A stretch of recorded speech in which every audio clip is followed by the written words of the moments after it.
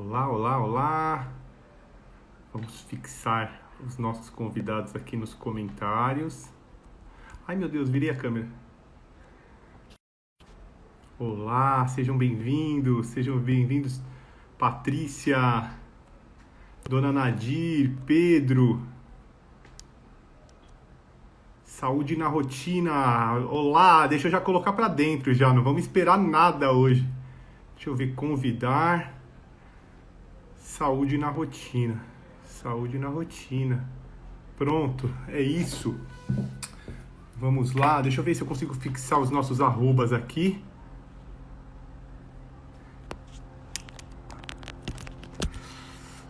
Deixa eu ver se eu consigo fixar os nossos arrobas. Vamos lá.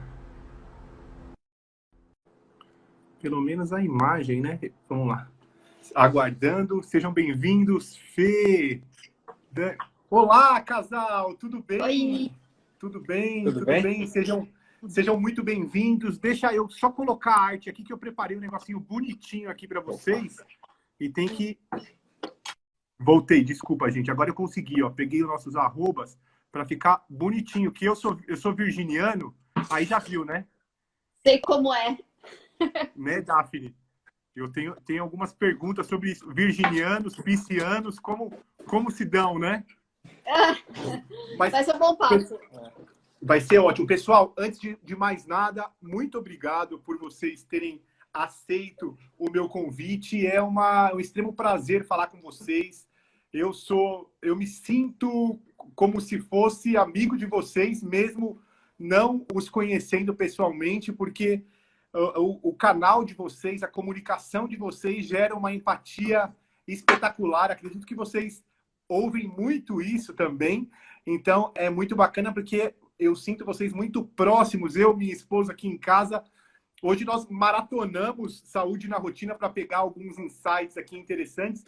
E vi também que no YouTube nós não temos a história completa do canal. Nós temos vários momentos de vocês. Temos o casamento, temos o encontro, temos os trabalhos que vocês fizeram antes. Mas a história do canal é muito interessante para a minha audiência. Acho que acredito para a audiência de vocês. Agora, nesse momento de transição que nós vivemos, entender como é que vocês criaram esse império da saúde, né? Que para a gente é sensacional. Então, muito obrigado, sejam muito bem-vindos e é uma entrevista, um bate-papo super descontraído. Muito obrigado pela presença. Obrigada pelo convite. Muito Primeiro, obrigado. a gente ficou muito feliz e ter a oportunidade de compartilhar o que a gente fez, né? Que acho que já dá para a gente ir conversando sobre como tudo isso começou, porque, na real, isso começou lá em 2013, há muito tempo atrás, e eu vou deixar o Diego contar esse primeiro momento, porque ele que deu o primeiro pontapé inicial do negócio. Eu brincava de... Diego, Diga. Deixa eu te perguntar uma coisa. Antes de vocês falarem do canal, sabe o que eu gostaria muito? Que vocês falassem o que vocês faziam antes do canal, que eu acho que são histórias espetaculares. Você não precisa falar a história inteira, mas eu gosto muito da história do Pet Shop, eu gosto muito da Daphne, que, se eu não me engano, foi bancária. Minha esposa é bancária, sofreu muito no banco, ela é uma escrava do banco. Então, essa história é maravilhosa. O que vocês faziam antes de criar o canal? Eu me formei na USP em 2006, eu sou professor de Educação Física. Em 2007, 2008, eu trabalhei, eu tive um pet shop junto com meu irmão, porque eu trabalhava numa academia no último ano da faculdade, e aí professor de Educação Física é muito maltratado, né? Às vezes as pessoas não sabem, mas professor de Educação Física ganha muito mal, principalmente trabalhando em academia. E aí eu tive minha oferta de efetivação lá, que era menos do que eu ganhava como estagiário. Porque como estagiário, eu era vida louca, era correria, eu trabalhava em 2 departamentos. E aí eu quis ser efetivado, claro, mas aí eu ia ser efetivado só em um dos departamentos, e a soma do que eu ganhava dos 2 estágios dava mais do que eu ganharia se eu trabalhasse como professor formado. E aí aquilo eu fiquei muito chateado, me sentindo muito desvalorizado. Meu irmão, ele tinha acabado de comprar um pet shop, uma sociedade, e aí eu tinha juntado um dinheirinho nesses anos todos que eu ainda estava morando com a minha mãe e tal, eu nunca fui muito de gastar muito dinheiro. Então eu tinha um dinheirinho para comprar uma porcentagem do pet shop. E aí eu fui ser sócio do meu irmão no pet shop. E aí, sócio de pet shop pequeno, você faz absolutamente tudo. Você leva cachorro para casa, você busca cachorro, você dá banho no cachorro, você gerencia tudo, você abre planilha de Excel, você liga para cobrar cliente. O que é muito legal, porque agora que a gente tem cachorrinhos, na hora que precisa cortar um, o Diego sabe. Tranquilamente, assim. E aí eu fiquei 2 anos nisso.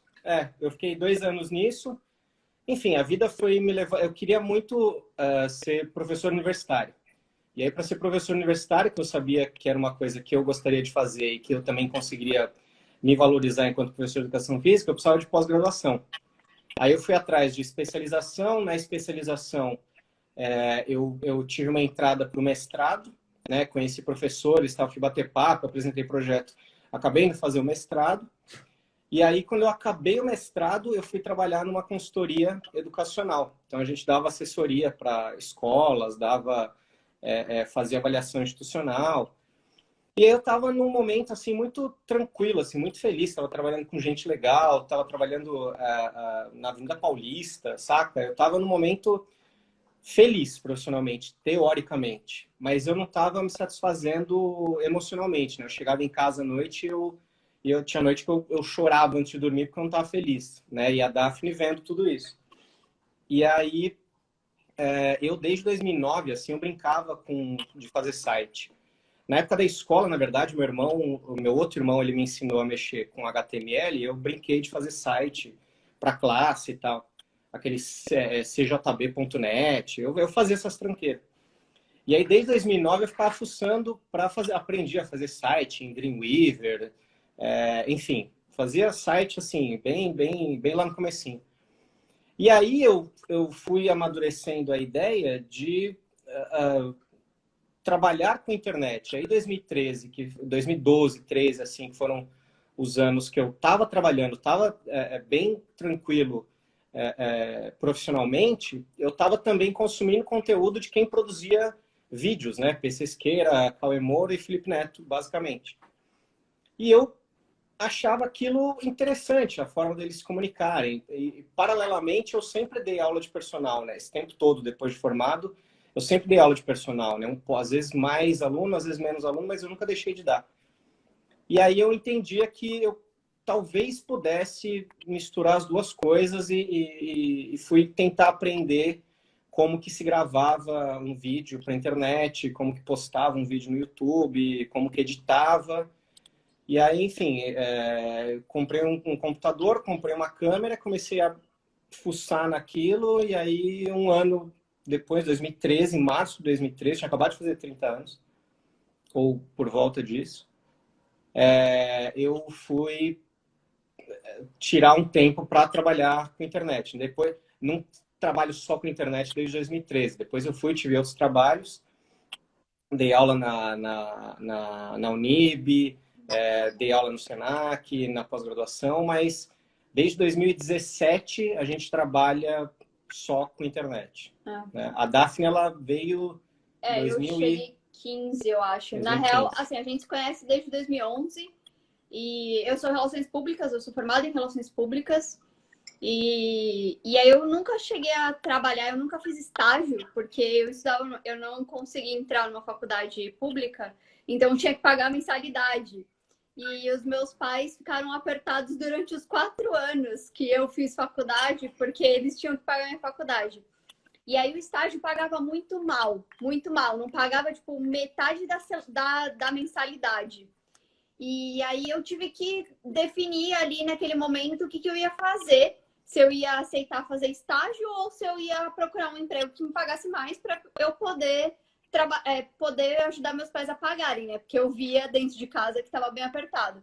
E aí foi que surgiu a oportunidade de trabalhar no banco, e porque não precisava de eu comecei de atendimento, né? E do famoso atendimento pelo telefone. E aí eu comecei a trabalhar no banco porque ele pagava, na verdade, o que eu ganhava no banco era o valor que eu pagava de faculdade. E aí consegui equilibrar as contas dentro de casa. Então eu fui bancária por 2 anos e meio. E aí, saí por causa do banco, trabalhei em agência de turismo na parte de financeiro. Foi quando eu conheci o Diego, a gente se conheceu em 2011. Quando eu conheci o Diego, ele estava fazendo mestrado e aí ele tinha bolsa, né? E dava aula de personal, porque não pode ter carteira assinada quando tá fazendo, né, tá com a bolsa do mestrado. E aí a gente começou a namorar, tal, não sei o quê, e ele sempre foi esse... Ele é muito comunicativo, assim. Eu fiz comunicação, mas o Diego é simpaticão, assim, sabe? Ele sempre é aquele cara que faz piada, ele sempre foi aquele, tipo, que bate aquele papo e tal, não sei o quê. Deixa bigode, deixa barba. Que causa na internet, essa pessoa aí. E aí, tipo, eu vi ele começar o canal em 2013 e achava legal, mas, tipo, tá bom, né? Nunca pensei sobre isso, assim. E aí, e aí eu trabalhava numa agência de turismo e era bem puxado, era complicado, assim, e eu nem ganhava tão bem assim, ganhava bem mal, na verdade. E aí, em 2015, no final de 2014, foi quando a gente casou. Foi concomitante o fato de eu ter entrado para dar aula no Senac. Quando eu entrei para dar aula no Senac, eu falei para ela, falei, olha, vou ganhar um dinheiro aqui que não é uma fortuna, mas se a gente apertar o cinto, dá para fingir que é metade seu, metade meu, e a gente paga as contas de casa e você pode largar esse emprego. Que até então eu não aparecia no canal, não fazia nada, na verdade. Eu não sabia editar, eu fui aprender a editar, sei lá, quando o Organiza Daphne surgiu, assim, sabe? Eu não editava, não fazia nada, eu só via ele fazer as coisas, trabalhar. Eu achava super legal, eu sempre achei muito... uma coisa que eu admiro muito no Diego é esse negócio, sabe? Tipo, ele é aquela pessoa que ele decide que ele coloca uma coisa na cabeça que ele quer aprender, ele vai fazer, ele se enfia, ele começa a pesquisar, fuçar em livro, na internet, para aprender a fazer. Isso é uma coisa muito legal, assim. E aí, nessa época, eu só via ele fazer as coisas, achava legal, mas tudo bem. E aí, no final, depois que a gente casou em 2014, no final de 2014, na real, não, você entrou no Senac um pouco antes, e aí ele ficou um ano falando, larga esse emprego, vem trabalhar aqui, fazer essas coisas, não sei o quê, vem me ajudar na internet. Bicho, ela chegava uma vez por semana, ela tava com enxaqueca ferrada, porque tinha gente gritando no escritório, sabe? E, pô, puta bagulho chato. Eu olhava e falava, mano, assim. Você trabalha com um negócio que você não gosta, o negócio tipo um relacionamento abusivo com o seu trabalho. E sabe, você não tá presa ali, porque esse dinheirinho a mais que você ganha aí no trabalho não tá compensando, tá gastando tudo com remédio, com enxaqueca. Enfim, eu tô aqui me lascando sozinho e eu tava no Senac, então eu tinha um contrato de 2 anos e eu sabia que eu não ia ser mandado embora, né? E, pô, tinha 2 anos ali, eu falei, cara, tem 2 anos. Se em um ano não der certo nada, você arruma outro emprego, porque emprego igual esse que você tava sofrendo desse jeito, a gente acha, saca? Não era tão... Mas ele ficou um ano falando isso pra mim. Não, vamos. E durante esse um ano, e acho que essa é uma parte muito importante, que eu acho muito importante compartilhar, durante esse um ano, a gente apertou as rédeas dentro de casa e foi juntando dinheiro. Porque eu falei assim, beleza, eu largo o meu trabalho pra gente viver só do seu salário. E aí a gente fez um acordo. A gente precisava juntar o dinheiro para viver um ano sem nenhum luxo, sem ficar saindo todo final de semana, mas tipo, que pagasse as contas dentro de casa. A gente fez uma planilha, viu quanto a gente gastava por mês. A gente falou assim, beleza, vamos juntar esse dinheiro de 12 meses para poder manter a casa sem luxo nenhum. E aí eu largo o emprego. Porque aí se der tudo errado, pelo menos a gente tem uma grana guardada pra gente não passar sufoco. E aí a gente tenta. E aí, se não der certo durante um ano, a gente muda a rota, sabe? Recalcula o caminho. E aí, isso juntou. E aí, no final de 2014, a gente casou. A gente casou em setembro, aí eu saí do trabalho em setembro de 2014, já tinha juntado esse dinheiro e já estava entrando um pouco de dinheiro do YouTube, né? Já entrava com o AdSense, no caso, né? A gente não tinha feito tantas publicidades, mas... Você atrasou só um ano, você adiantou um ano. Você está Adiantei. contando a história, eu fiquei um ano te enchendo, Em e era no final de 2013. 2015, porque eu entrei no Senac em 14. Então, no final de 15... Peraí, deixa eu perguntar uma coisa. Diga. Tá. Deixa eu perguntar uma coisa. Diego, você casou com a Daniela Cíntia ou já com a Daphne? Eu casei com a Daphne, rapaz. A Já história da casou com a Daniela Daphne. Cíntia eu soube depois. A Daniela Cíntia, cara, pra quem não viu o vídeo, a Daniela Cíntia era meu nome de guerra no banco. Por que você tinha o nome Porque dela? assim, na central de atendimento, a gente precisa, tipo, de um nome e como se fosse um nome e um sobrenome. Porque eles têm avaliação de atendimento e tal, não sei o quê. E aí eles não ficam liberando, tipo, o seu nome especificamente. Então, por exemplo, o Diego ia ser, sei lá, Diego Eduardo. Ele pegava o primeiro nome dele e colocava um segundo nome próprio, como se fosse um sobrenome, Mas porque... pegaram dois Não, então, diferentes. mas era para poder identificar dentro da central. Só que qual é a questão? Meu nome é Daphne, e Daphne é muito difícil. As pessoas, às vezes, nem pessoalmente elas conseguem repetir a palavra Daphne. Então, quem tinha um nome mais estranho ou diferente, recebia 2 nomes novos. Então, eu passei a ser Daniela Cíntia. Para você que não sabe aí, ó, você, quando o pessoal do telemarketing liga na sua casa, você xinga, você tá xingando o pseudônimo. O pseudônimo, é tipo nome de Pseudônimo. guerra. É tipo isso. E aí foi muito engraçado. A Daniela Cíntia viveu em mim, comigo, né? Por uns 2 anos e meio. Mas era muito bom, porque eu chegava em casa, daí eu morava com os meus pais, às vezes eu ia atender o telefone. Eu, por muitas vezes, atendi o telefone. Alô? Porque você tá acostumada a falar Daniela Cíntia, boa tarde. E aí, tipo, era muito engraçado. Olha que engraçado. Tem uma amiga minha aí no chat que é a Daphne também. E o meu irmão, Daphne. ele tem um nome super... Daphne, minha amiga. Tem um nome super exótico. Meu irmão é Diógenes Adolfo com PH. Então, imagina só. Ele chega na portaria do prédio dele, o porteiro fala, ô Diógenes, Dióceles, tudo menos Diógenes. Não sai. Então, é impossível, né? Tomara que ele não esteja aí nos ouvindo. Mas o que eu queria saber de vocês é o seguinte. Durante todo esse período, vocês já trabalhavam em home office, né? Então, não foi tão difícil se adaptar a essa quarentena, né? Imagino eu. Não está sendo. Durante a semana só a gente está revendo algumas coisas que a gente fazia antes para entender quais são as outras necessidades das pessoas nesse momento. Então, a gente não manteve a programação normal dos canais e, portanto, a gente também não manteve exatamente tudo que a gente fazia, né? O grosso, assim, a gente grava... Ontem, por exemplo, a gente gravou 2 vídeos para o Saúde na Rotina, gravou 2 vídeos pro canal dos Goiabas, que é nosso outro canal, que é o canal pessoal, que tem essas informações mais pessoais. E hoje a gente cuidou de outras coisas mais administrativas. A gente está ainda na fase de entender que conteúdos fazem sentido hoje e quais não fazem tanto sentido no momento que a gente está, né? A gente tem sentido, acho que mais a quarentena nos finais de semana, que a gente não pode nem ir tomar um café um pouquinho diferente, nem visitar nossos pais, nem ver os amigos de perto. Eu acho que na quarentena, assim, o home office a gente já faz algum tempo, né? Foi quando a gente começou a trabalhar só com internet. A gente já trabalhava só de casa. E foi...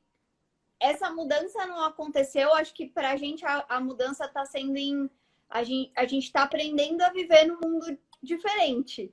Então, o conteúdo que a gente faz, ele também está sendo adaptado para esse mundo que é feito hoje. Porque antes, por exemplo, no Saúde na Rotina tinha um vídeo sobre alguma coisa de academia. E hoje academias não estão abertas. Então, hoje as pessoas estão treinando em casa. Então, é uma adequação que não é uma coisa que a gente... É uma coisa que já estava no nosso conteúdo, a gente já falava sobre isso, não é uma coisa nova, Mas ela foi adaptada para ter mais foco nesse momento de quarentena, Uma né? coisa engraçada, por exemplo, que a gente faz no Organiza Daphne, que é o nosso canal de organização que surgiu em 2016, e aí a Daphne foi fazer um curso Personal Organizer, enfim, para dar mais sustentação teórica para o canal. E uma coisa uma mudança clara que a gente tem feita nesse momento, nesse canal, é assim, já tinha alguns vídeos falando sobre produtividade, né? Sobre como ser mais produtivo e tal. Nesse momento, uma dica que a gente foi dar, uma readequação que a gente fez do conteúdo, foi meio de encontro para bater de frente com essa lance da produtividade que a galera começou a quarentena. Do tipo, agora eu tô em casa, eu vou ler todos os livros que eu não li, eu vou limpar a casa todo dia, eu vou fazer todas as receitas que eu nunca faço, que é muito autodestrutivo, né? Que é uma coisa que caga a tua saúde mental. Então, ela fez um vídeo outro dia que era... Como é que era o título do vídeo? Era... Você... Pare de tentar ser produtivo. Pare de tentar ser produtivo. Porque agora talvez não seja o momento, assim, de você ficar nessa noia de querer ser o mais produtivo do mundo, sabe? A cabeça de todo mundo tá um pouquinho bagunçada. Você não saber quando termina um prazo de alguma coisa que você está vivendo é uma coisa que mexe com a ansiedade, né? Então, a gente tem feito o processo assim do home office, a gente tem mantido, a gente trabalha de manhã, a gente cuida das coisas da casa, de fazer mercado, de cuidar dos cachorros, comida, treino, e à tarde a gente cuida de trabalho. Então, essa estrutura a gente não mexeu. Perfeito. Olha, eu vi um vídeo de vocês, não sei se era o Diego ou a Daphne, falando sobre se deveria ou não seguir a dieta, ou fazer dieta, ou tentar emagrecer agora, nessa época de quarentena. E a resposta era não, né? É arriscadíssimo, né? Você... e eu falo de dieta porque eu sou ex-obeso, ex-gordinho, então minha vida sempre foi tentar manter, e eu estava numa pegada de academia muito legal, seguindo uma dieta direitinho. Depois veio a quarentena, aí tive que parar e falei, caramba, e agora? Como é que eu vou fazer, né? E aí eu vi seu vídeo e falei, então agora eu vou me permitir um pouco mais. É claro, não vou me entupir de açúcar, de besteira, mas eu não vou, sabe, ficar naquela paranoia de comer a dieta regrada. Então isso é muito importante.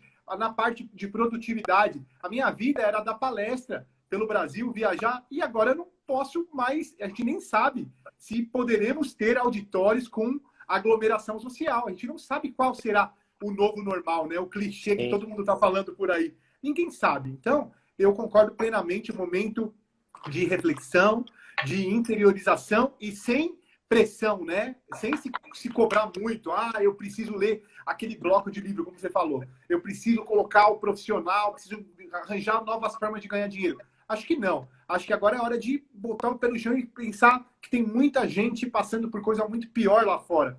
Eu fiz algumas lives anteriores a essa e a gente chegou num consenso que é o seguinte: nós, aqui nesse momento de live, estamos num patamar que é totalmente diferente da sociedade brasileira. Tem gente que não tem acesso à internet, tem gente que está morando numa comunidade com 10 pessoas. Minha mãe mesmo dá aula na comunidade da Brasilândia, e é uma realidade. E isso que nós estamos vivendo, quem está aqui absorvendo esse conteúdo, são extremamente privilegiados por estarem aqui em casa, com a internet, banda larga, assistindo a live. Mas, enfim, esse é assunto para outra live. A Daphne tinha parado na questão do canal. Quando o canal começou a crescer e ela deixou um trabalho. Acho que foi aí que eu... Desculpa, interrompi. Foi 2016 ou 15. 16. Todo mundo parou de estar aqui, a gente só trabalha com isso? Eu saí do Senac e os dois como casal, a gente passou a viver 100% de internet em 2017. Que foi o ano que 2016, a gente ficou guardando dinheiro, falando, mano, vamos viver aqui realmente com o que dá pra gente ter as contas de 2017 pagas. E aí, em 2017, a gente arrisca. Se não der, se faltar trabalho, se, enfim, não der o dinheiro, a gente, no final de 2017, vai ver se arruma um trabalho, pelo menos um dos dois. E 2017 deu. 2017 a gente fez a mesma coisa pensando em 2018. 2018 deu. E assim por diante. A gente tem feito todo ano.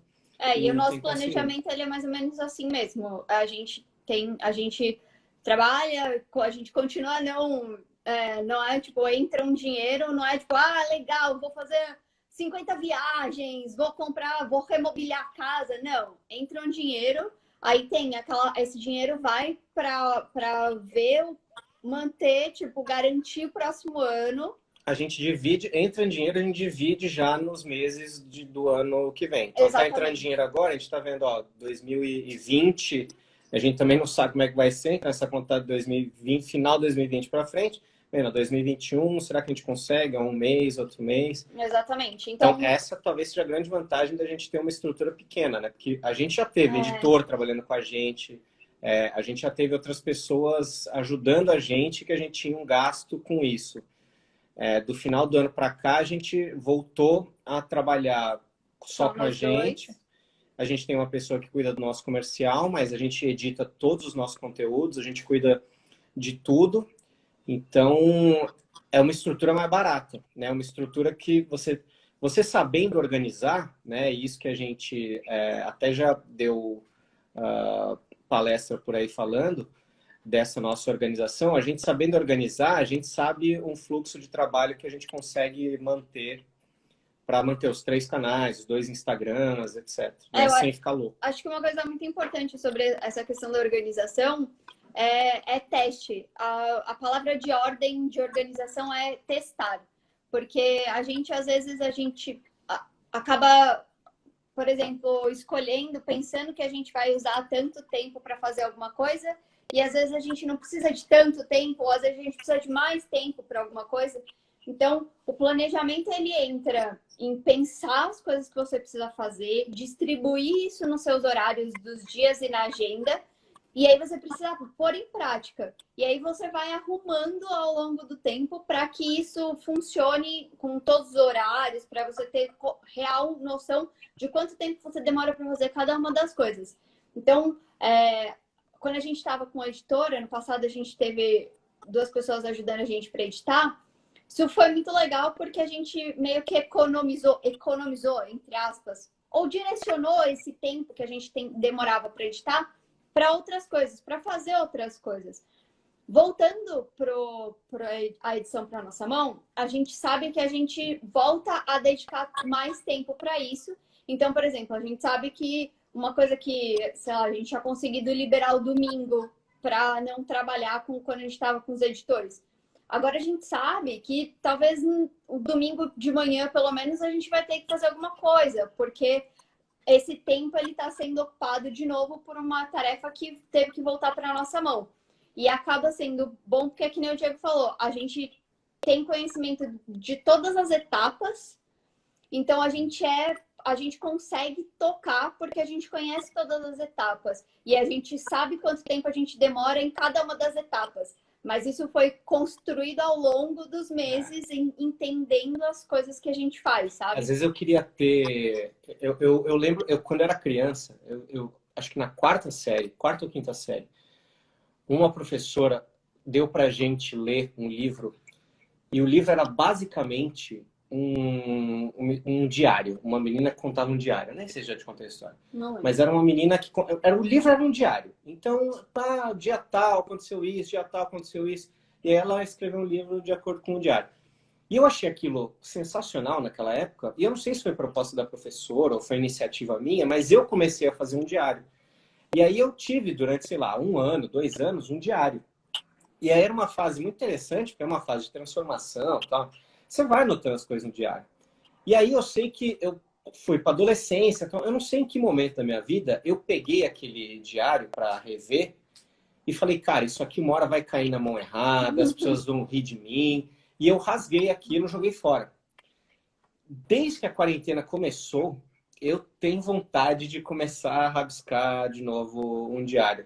Porque você sempre fica com a sensação de que não vou começar agora, porque agora eu já tô velho, agora eu lembro. Mas, puta, na quarentena ela me fez repensar e falou, cara, um dia com 60 anos, eu pegar um diário que eu comecei com 38, imagina quanta coisa vai estar escrito, quanta bobagem eu vou ler, vou dar risada. Ainda mais com essa nova situação, porque é uma coisa que ninguém passou, né? Isso é uma... Com certeza. As pessoas que estão vivas hoje nunca passaram pelo que a gente está passando, então é isso. Com certeza. Essa questão de diário, às vezes, sai até algumas criações, né? Alguns roteiros, algumas histórias que você planejava fazer, né? Eu sei que, pelo menos no final do ano, eu tenho esse hábito também, como virginiano, de escrever, até agradecer, né? Um diário de gratidão pelas coisas que eu tive durante o ano de 2019. Se a gente se imaginar, olhar para 2019, você fala, meu Deus, 2019 foi o melhor ano das nossas vidas, vivendo agora confinados, né? Como estamos. Sim. E eu vejo que vocês também tinham uma vida bem ativa fora de casa, né? Então, eu também, eu só me locomovia, eu moro no centro aqui de São Paulo, então eu só me locomovia de bicicleta só. O carro ficava para qualquer tipo de urgência. Então, a gente vê que o ano passado foi maravilhoso e às vezes a gente não dava muito valor. Mas a questão do diário é interessante porque vocês, desde sempre, criavam roteiros, escreviam roteiros quando o canal começou? Ou é tudo uma criação automática? Porque eu conheço pessoas que fazem das duas formas. Não, pra gente precisa ter um roteiro. O roteiro ele pode ser em tópico, ele pode ser em literal, texto, né? Em texto ali, tudo mas precisa ter um roteiro, porque o vídeo ele precisa ser pensado com o objetivo claro de oferecer alguma coisa para a audiência, né? A audiência tem que ganhar alguma coisa investindo aquele tempo que ela tem, que é precioso e que tem outras coisas para fazer, ouvindo você, né? Então você fica lá, blá, blá, blá. Eu acho que a gente está tendo a experiência de não roteiro com o canal dos Goiabas. É, porque, por exemplo, o objetivo é outro. Porque que nem o Organiza Daphne e o Saúde na Rotina, eles são um canal de how-to, né? Então a gente vai entregar alguma coisa, a gente precisa entregar, não que nos outros a gente não entregue alguma coisa, mas a gente vai ensinar alguma coisa, a gente vai mostrar alguma coisa, a gente vai compartilhar alguma coisa com algum objetivo, sabe? De atingir a vida da pessoa e ali dentro daquele contexto. Então, os vídeos, a gente foi aprendendo ao longo do tempo, produzindo conteúdo, que se a gente, num canal que a pessoa entra para aprender alguma coisa, que não é um vídeo de puro entretenimento, ela tá querendo alguma coisa, se a gente fica enrolando muito, ela cansa, ela não fica no vídeo, ou perde meio que o sentido dela assistir o vídeo. E aí, por isso que é muito importante para os nossos dois canais de How To ter um roteiro minimamente, um caminho a ser seguido.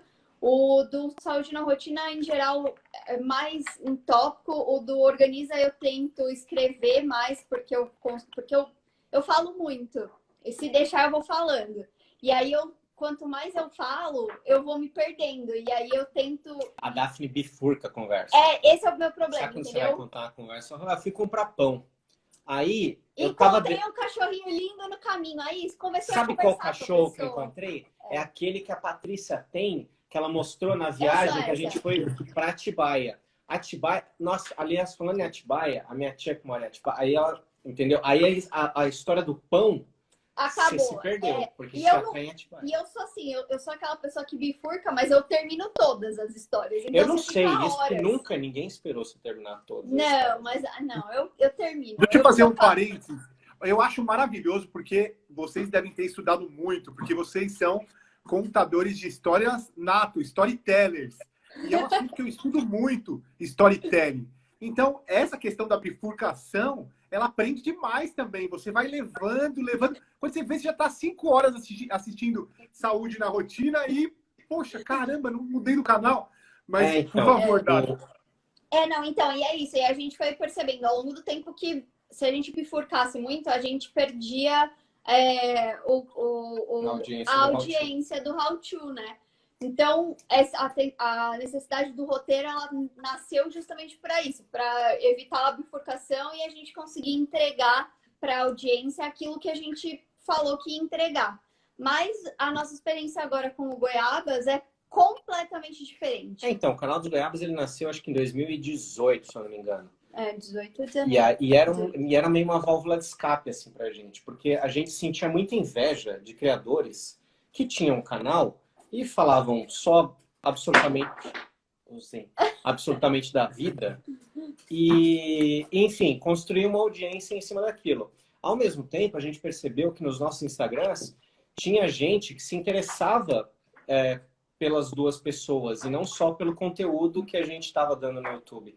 Então a gente pensou, olha, eu acho que tem um público que é menor que o dos dois canais, mas tem um público ali, né, aqueles dois círculos ali, a partezinha do meio que se interessa pela gente. Então vamos também aproveitar que a gente sabe gravar, que a gente sabe editar, que a gente sabe postar o vídeo no YouTube e vamos criar um canal que também serve para a gente como uma válvula de escape para a gente, para a audiência, porque é simplesmente a gente falando. A gente tem um roteiro, por exemplo, hoje, o vídeo que foi pro ar hoje... A gente tem um tema, né? O vídeo que foi pro ar hoje, a gente fez um teste de BuzzFeed. Então o vídeo ele gira em torno disso e dos assuntos que tem no teste. Mas ele é mais livre no sentido que a gente pega um café e vai batendo papo. O vídeo ele tem muito menos edição do que os outros, né? O vídeo tem muito menos firula. É basicamente nosso nome, arroba ali na frente. De vez em quando a gente corta umas coisinhas no meio, mas a edição é muito tranquila. É um bate-papo. É então... como se fosse um papo café mesmo, sabe? A gente pega um café, senta na frente da câmera e aí a gente pega, por exemplo, a gente tem usado o teste do BuzzFeed porque eles vêm com alguns questionamentos, alguns assuntos que meio que norteiam para onde a gente está indo. Então, hoje, por exemplo, a gente fez um teste do BuzzFeed que era de porcentagem de irritação. Quanto irritado você está na quarentena. Quanto irritado você está na quarentena. E aí, ele vai te dando coisas, tipo, você está irritado de ver isso, você está irritado de ver aquilo. E aí a gente consegue conversar sobre isso, mostrar, né, tipo, a nossa posição de Diego e Daphne dentro de um assunto que foi meio que guiado por um tema definido ali, no caso, por um teste. Que leva a gente no sentido de pensar assim, o objetivo deste canal, do canal dos Goiabas, não no sentido pejorativo, mas no sentido bom, é alienar mesmo. É a gente oferecer para a audiência uma chance de respirar e não de pensar... bater um papo café. E de não pensar no que está acontecendo. E a gente estava sem gravar, porque os outros dois canais estavam exigindo bastante da gente. E a gente falou, cara, agora começou a quarentena, as pessoas, elas talvez precisem de um conteúdinho mais leve, uma coisa menos intensa, menos... uma coisa que ela não sente para aprender algo, ela senta ali para assistir alguma bobagemzinha.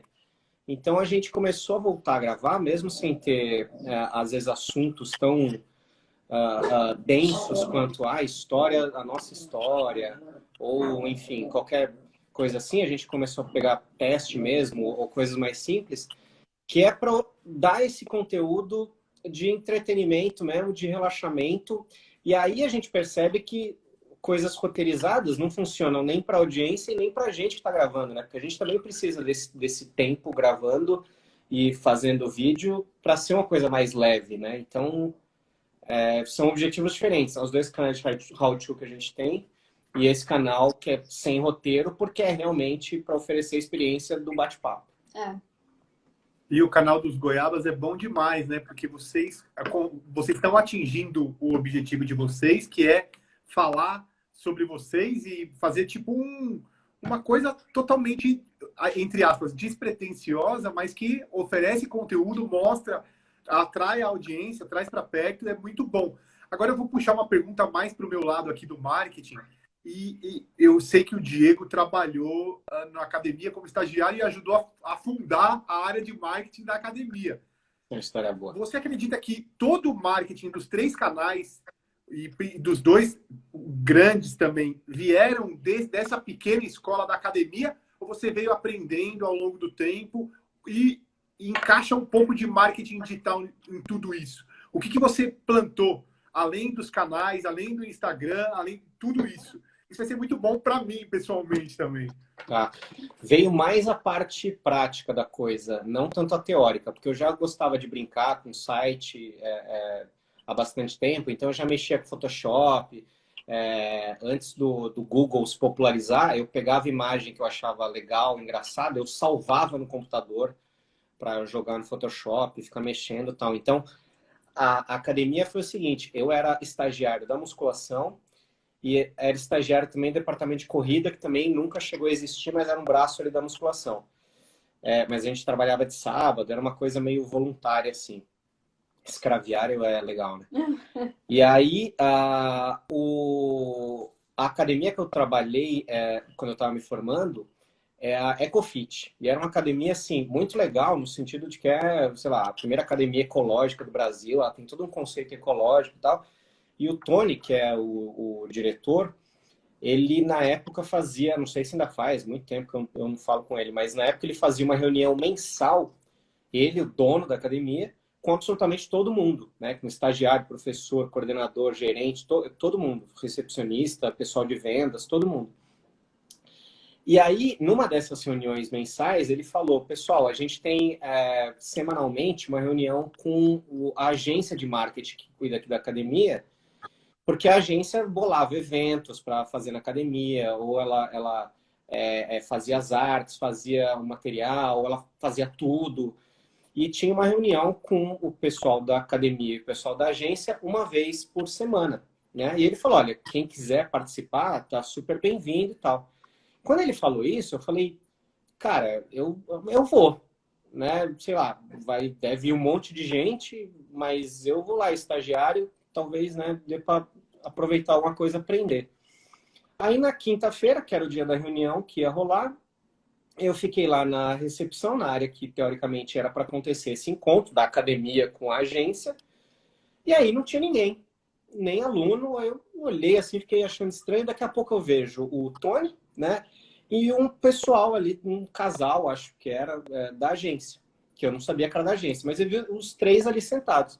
Aí eu falei, só pode ser aquilo, será que não vem ninguém? Aí eu pedi licença, perguntei se eu podia sentar, tal, para acompanhar. Claro, senta aí, fica à vontade. E aí eu me liguei, eu falei, cara, aquele dia eu me liguei, porque nessa época eu já lia bastante livro de empreendedorismo, livro de não seja um dono, não seja um líder e não sei o quê, é autoridade.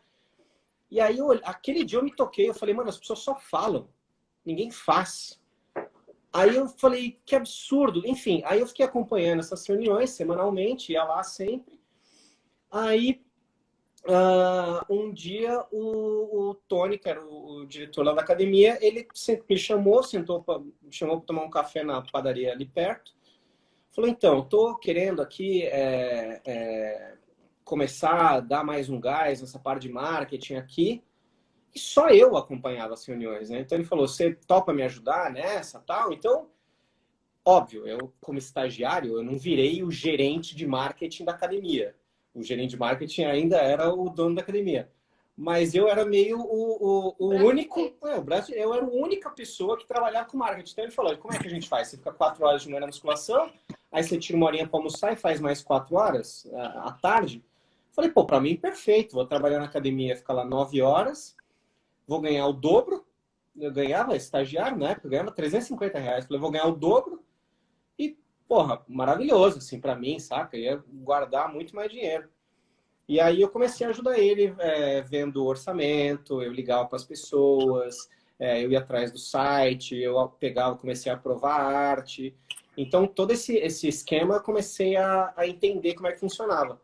E aí, quando eu não fui continuar na academia, quando eu peguei o dinheiro que eu tinha guardado e fui comprar uma porcentagem do pet shop lá para ser sócio do meu irmão, eu falei, cara, eu tava pirado, porque a Ecofit, na época, ela tinha um banner, ela tinha um totem na parte de fora, assim, na rua, que ela trocava o banner quando tinha, todo mês, assim, tinha alguma coisa nova, uma aula nova, não sei o que, tinha um banner. Aí tinha um banner do yoga, aí tinha um banner do evento, da natação, com Gustavo Borges. Falei, cara, aquilo é muito legal, porque era um banner, aí tinha ilhós e você prendia ali com aqueles enforca-gato. Aí eu falei, mano, isso aí no pet shop vai ficar incrível, bicho. Pet shop tinha uma fachada, assim, que eu falei, isso aqui a gente reforma, é fácil, bota os negocinhos ali, vou trocar, vou botar banner aí toda semana, irmão, tranquilamente. Aí o Kassab lançou a bendita lei, que eu gostei, inclusive, da lei, Cidade Limpa. Eu lembro. Meu barato. Mas que eu gostei, a lei da Cidade Limpa é legal. Mas, enfim, cortou meu barato nisso no pet shop, mas eu comecei a aplicar isso no pet shop no CRM, eu comecei a fazer o marketing de relacionamento ali, para botar no Excel, ver a galera falar, pô, esse cara que tá vindo sempre, Será que ele não compraria mais? Será que se oferecesse uma ração pro cara, o cara não compraria? Esse cara que vem toda sexta, mas não está agendado o horário para ele. Será que eu posso ligar para ele e falar, meu, vamos reservar seu horário para não ter Que erro? demais! E aí eu comecei a aplicar essas coisas, mas no... Mas Enfim, para a eu acho que internet, acho que já foi um lance... Mas eu acho que isso, tipo, aí eu vou falar pela minha percepção desse lado aqui. Eu acho que essa coisa dele ter aprovado o logo de banner, essas coisas, e ficar pensando sobre isso, ele desenvolveu uma atenção muito grande para isso especificamente. Então, por exemplo, quando começou o Saúde na Rotina, ele imaginou, o logo foi ele que fez, então ele tinha meio que uma ideia mais ou menos do que ele queria. Ele, óbvio, ele não é designer, mas ele tinha uma ideia ali, ele sabia o que ele queria. Porque às vezes, eu não sei, você já deve ter passado por isso, sabe? O cliente chega para você e fala assim, monta um negócio pra mim. Aí você fala assim, Faz o aí. que você quer passar? Aí o cara fala assim, não sei, faz aí. Sei lá, Aí você fica, Isso. como assim, amigo? Você precisa, tipo, me dizer mais, né? Me dá um norte, né? Tá? Quais são suas cores? Sabe? Tipo, todas essas coisas. E isso o Diego sempre teve. Acho que por essa experiência que ele teve quando ele trabalhou no marketing, isso ele sempre teve. Ele tem um cuidado, assim, visual muito grande quando ele monta as coisas, quando ele faz a thumbnail, ainda hoje. Eu, às vezes, tipo, vou colocar legenda nas coisas, em vídeo, e aí ele bate o olho e fala, não é essa fonte. Aí eu olho pra ele, quê? Aí ele, não é essa fonte. E assim, sabe, da mesma família, a fonte, só que, tipo, é a mesma família, mas tem duas.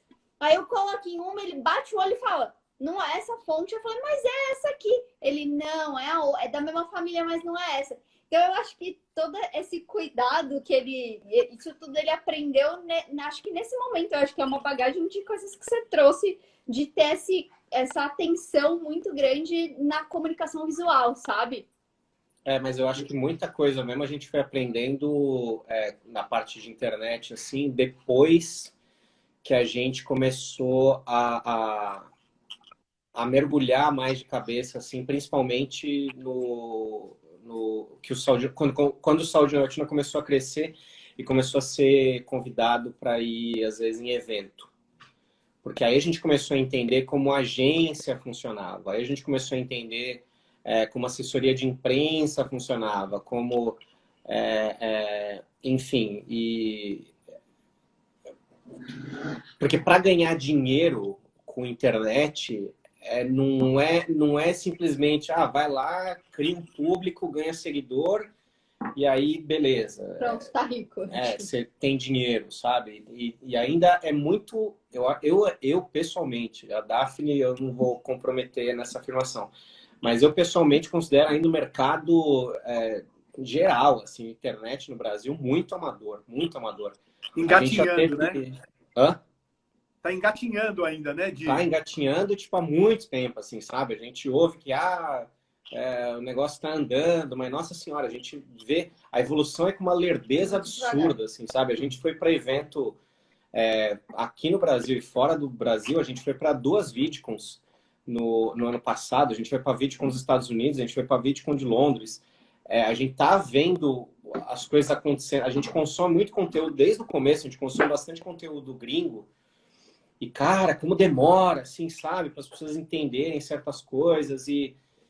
Mas, enfim, seguimos aí na luta e, felizmente, estamos conseguindo, ano após ano, continuar trabalhando com isso, porque é o que a gente gosta de fazer, né? Com certeza. E levando a mensagem e levando transformação também para a vida das pessoas.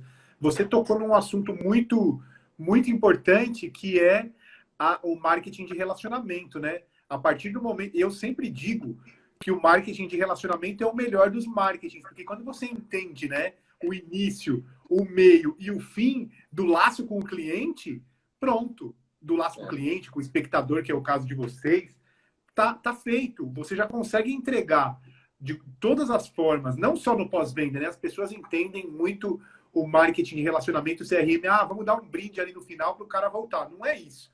É o ciclo inteiro. Então, quando você entende isso, eu peguei o fio do seu raciocínio ali, quando você falou, eu entendi que lá atrás você já fazia isso, já plantava. Então, a estrutura foi crescendo por conta disso. E, pessoal, a gente tem 10 minutos de papo aí. Passou voando. Você vê quando o papo é bom. Acabou de começar. Caramba, foi demais, demais. E o que eu tenho para falar para vocês?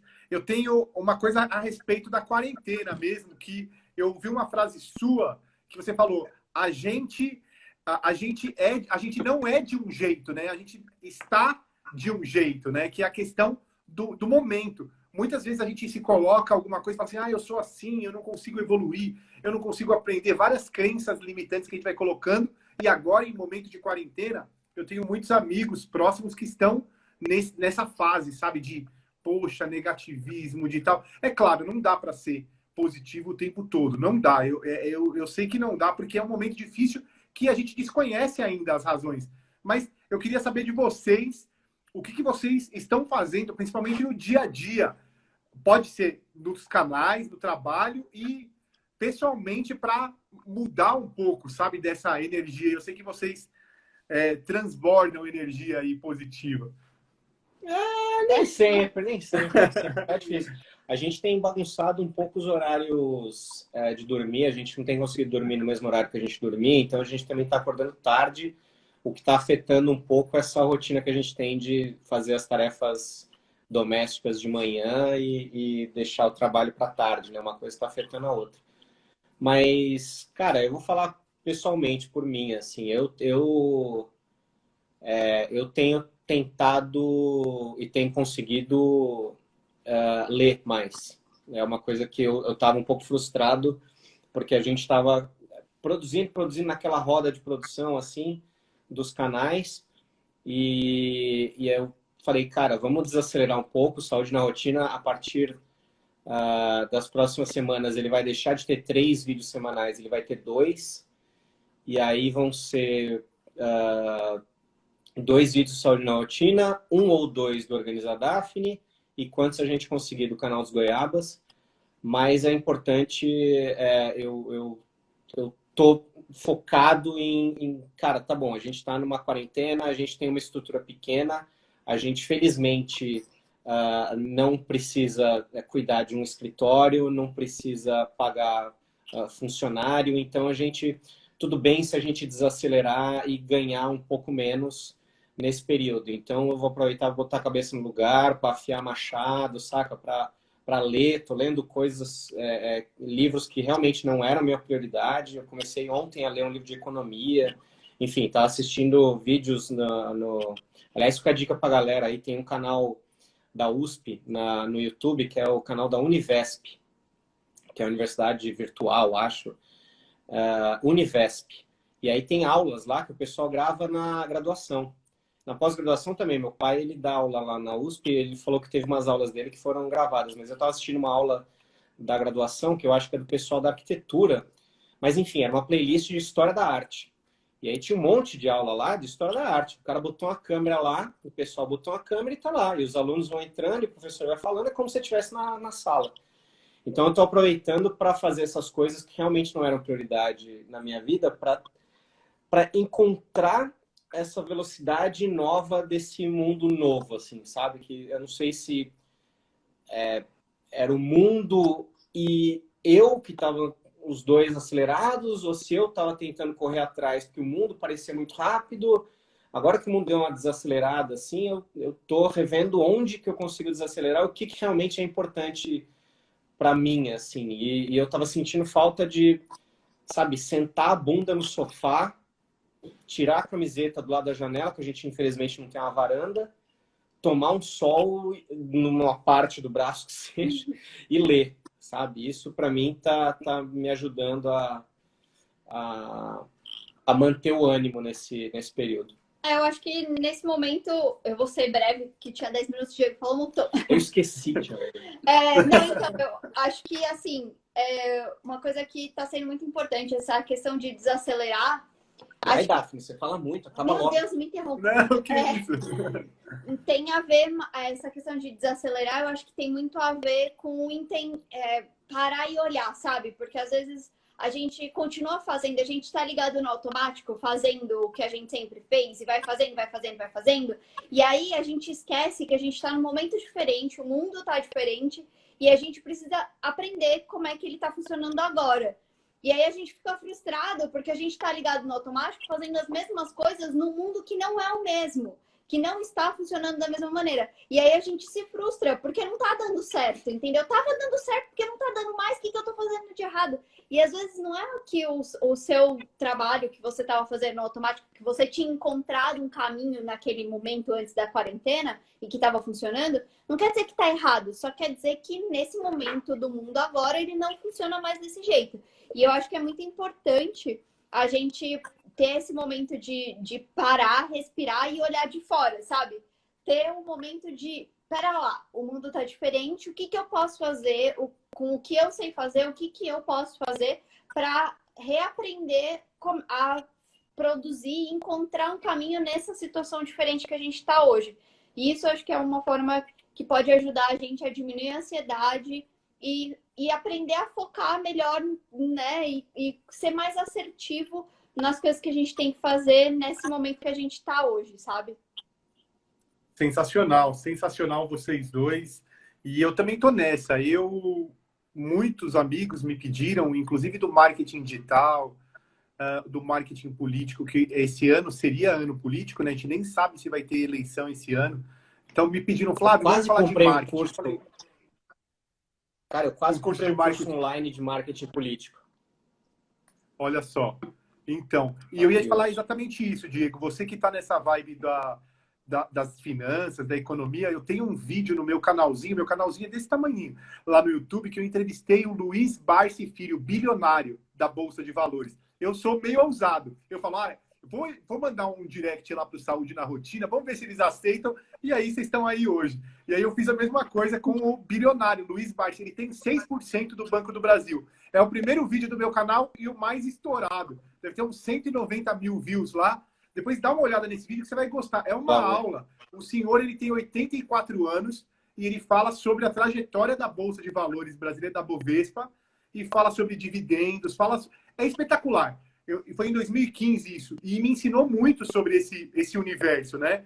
Que a Bolsa não é cassino, né? Ela é estudo. Você tem que ter muita base para você investir. E foi uma aula. E aí eu me preocupei nessa quarentena em chamar pessoas que eu admiro para trazer aqui para os meus amigos e principalmente pessoas que fugiam também, assim como você está fazendo, lendo coisas que não são tão dentro da sua área de atuação, que abre a nossa mente também. A gente acaba ativando a criatividade num momento de crise, isso é muito importante. Então eu trouxe um vegetariano para falar sobre alimentação.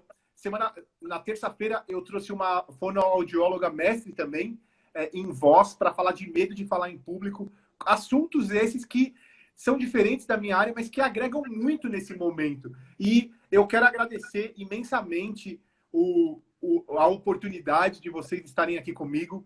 Eu tenho vocês como amigos, assim, no fundo do coração, apesar de não conhecê-los pessoalmente. Vocês são sensacionais, vocês embalam muitos finais de semana aqui em casa, eu e a minha esposa, minha Pom aqui, a gente adora vocês demais. Muito obrigado, que vocês tenham muita saúde, a família de vocês também, e as pessoas que estão nos assistindo aqui. Muito obrigado. Gente, obrigado você pelo convite, pelo carinho, adorei te conhecer. E vamos passar a quarentena, a gente se conhece pessoalmente. Por favor. Um beijo, um abraço aí para o Alessandro, que estava pedindo, para a Marina, para a Malu. Marina também, saudade. Minha mãe, Malu é minha mãe. Ô, dona Malu! Que filhão, minha hein? Sogra, dona Nadir. Beijo para minha xará. Isso. Arrasou. E para todo mundo que acompanhou, obrigadão, gente. Foi um prazer. Obrigada pelo convite. A gente ficou bem feliz mesmo e de coração quentinho, de verdade. Quando quiser, chama aí. Tamo junto. Obrigado, gente. Eu agradeço demais e espero dar um abraço em vocês depois da quarentena. Muito obrigado, viu? Valeu. Obrigado, beijo, tchau, beijo. Tchau. Beijão para vocês. Bom, pessoal, espero que vocês tenham gostado. Falta 20 minutinhos para encerrar a live. Muito obrigado pela presença. Eu vi